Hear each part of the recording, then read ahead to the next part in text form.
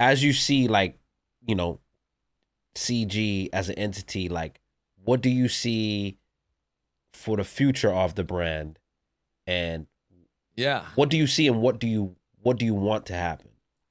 Yeah, so one of the things I'm really banking on is the boys remaining friends over the course of the next 5 to 10 years, for sure. Like that has to be.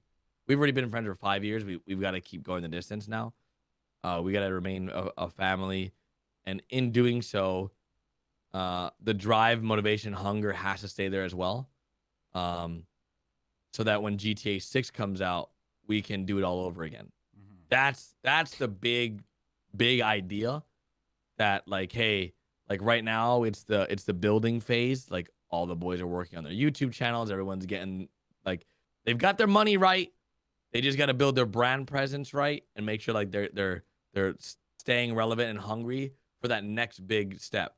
Because in this space, there's always another step. There's always another big move in a certain direction, and yeah, I think like for sure the next step is to um, do GTA 6 when it drops, be heavily involved with the boys because that's our bread and butter, right? Um, and I know that space of starting up a like being on the ground running for GTA, so I could easily do it.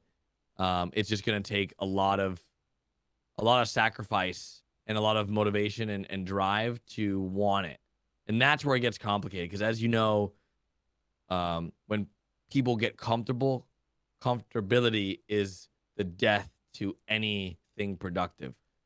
Um, so I hate the word comfortable. I hate it. I don't want to be around yeah, it.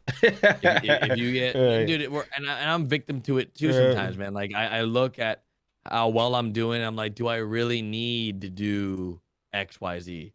Do I really need to, you know, do I need, will an extra $1,000 in my life make me happier?